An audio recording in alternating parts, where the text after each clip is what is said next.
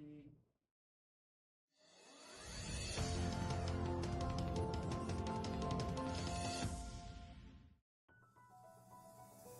Magandang gabi, Philippine Air Force. Alamin natin na magiging lagay at tayo ng panahon ngayong araw ng Lunes, 06 April 2026.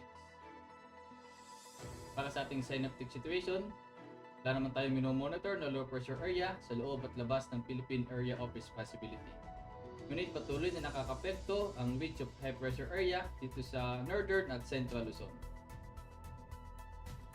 Habang sa Luzon, Visayas at Mindanao, makakaranas ng bahagyang maulap hanggang sa maulap na kalangitan na may pulo-pulo pag-ulan, pagkulog at pag-idlat, dulot yan ng mga localized thunderstorm.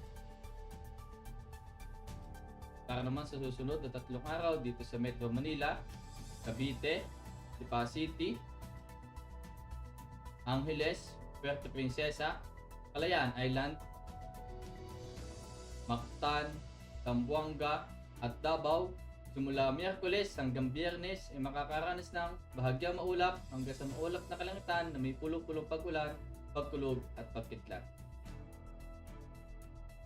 Ang araw ay lulubog mamayang 18:09 at sisikat bukas ng 05:48.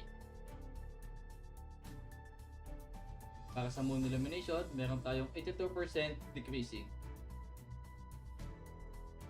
At para manatiling updated sa lagay at taya ng panahon, i-follow lamang ang Air Force Weather Center sa aming official social media account.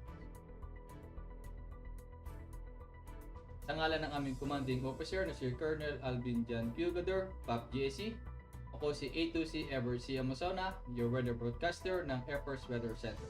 Muli, magandang gabi, Philippine Air Force.